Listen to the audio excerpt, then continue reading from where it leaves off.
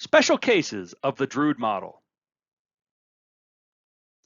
So here's where we're going to get into exactly what this plasma frequency is, what's happening, and so we'll be talking about plasmons at that point.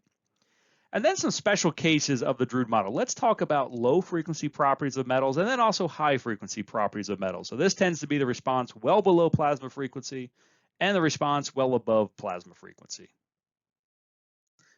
Plasmons and the plasma frequency. So we're in a metal. Metal's composed of atoms, and if we're looking at these atoms, we have these positively charged nuclei, and of course we have the electron cloud surrounding each one of them. This is just as we've been looking. But the atoms in metals have a large number of electrons, and those are easily lost.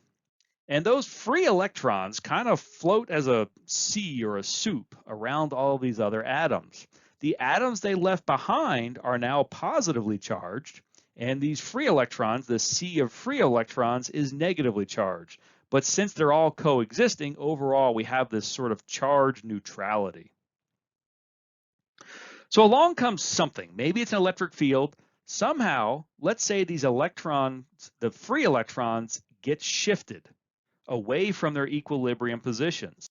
Well, that creates a region of positive charge where they moved away from their atoms, and then of course a region of negative charge over here. So when we have this accumulation of charge, that's going to create an electric field, and that's also going to put a force on those free electrons. Well, it puts a force on the atoms too, but they're probably in some kind of crystal lattice and can't move. But it puts a force on things, and that force will have the tendency to make these free electrons move back toward their equilibrium position. That's exactly what we do, but those electrons have mass, a little about a mass, but they have mass, and so they overshoot their equilibrium position, which guess what? Well, that creates regions of charge. They've moved past their equilibrium position. And so now we have these charged places. We have an electric field that will get induced, and that puts a force on the electrons to then move back. Well, the electrons move back, and this sort of sloshes back and forth. And this oscillation of electrons has a resonant frequency, and this is what we call the plasma frequency. And this actually propagates as a wave throughout a material. It's very much analogous to a sound wave in air, and that is a plasmon. And the plasmons can also occur at a surface and be coupled to electromagnetic waves. We call those surface plasmons, and that's a whole other area of optics and electromagnetics, a very interesting area with lots of promising applications. But this is really the meaning of our plasma frequency and what's happening at the atomic scale. So here's a list of typical plasma frequencies for metals. And notice how high these frequencies are, thousands of terahertz, which really puts it in the extreme ultraviolet. Low frequency properties of metals. So our condition to call this low frequency is that our frequency is significantly less than the plasma frequency. So that puts us comfortably where metals are acting like metals. So we'll start with our standard Drude equations, and we'll think about what happens to these equations when that frequency becomes very small. Well, if the frequency is very small, then this term omega squared times tau squared becomes small relative to 1. So we can just cross them off. And so our expressions reduce considerably. The other thing we've done for the imaginary part of permittivity, we've looked at these terms, we realize, oh, you know what, that's pretty close to the DC conductivity collection of terms. So we write the imaginary part in terms of that DC conductivity. So in summary, for low frequency metals, we can write our complex permittivity this way, which has a real and an imaginary part, and we're writing this in terms of our DC conductivity, or we can go to the school of thought where we have a real valued permittivity and a real valued conductivity. So these are simpler equations that give us an easier way to think about the response of metals at low frequencies. So what about the complex refractive index? Well, the refractive index squared is our complex permittivity. So from that, we could do a bunch of algebra, and we end up with that the ordinary refractive index equals our extinction coefficient equals the square root of DC conductivity divided by 2 omega epsilon naught, which is interesting that those two are equal. So we can collect this all together and write our complex refractive index this way. Given our complex refractive index, we're in a very good position now to talk about the low frequency attenuation constant, alpha. And that is simply just K naught times the extinction coefficient, kappa. So that's our definition of our attenuation constant. So we replace kappa with our expression on the last slide for the extinction coefficient. And K naught, we're going to bring inside the square root. So now it's a K naught squared inside the square root. Recognizing that our K naught squared is omega squared times mu naught times epsilon naught, we write that under our square root. And now we can see that we have an epsilon here and an epsilon naught here. That will cancel.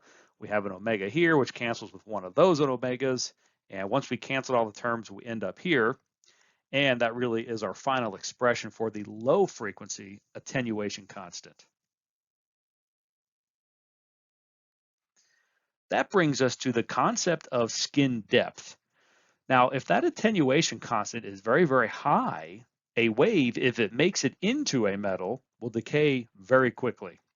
And so at the point where that decays by a factor of 1 over E, and that's roughly, we say, how far the wave has penetrated into the metal. Now, of course, it goes farther because this is an exponential decay. So I guess in principle, it goes forever. But at 1 over E, we say, okay, that's the penetration depth. So it turns out the 1 over E point happens when it penetrates by a distance of 1 divided by alpha. So our skin depth delta is simply 1 over alpha. So we just take the reciprocal of our expression for the attenuation coefficient from the previous slide, and then we have the skin depth. Now the meaning of the skin depth, let's say we have a conductor and it has some current density in here. So this is happening at a higher frequency, not DC. A DC current, the current would be distributed evenly throughout the conductor, but at a higher frequency, because of the skin depth, we see that the current density is actually confined to the outside over a distance of this delta.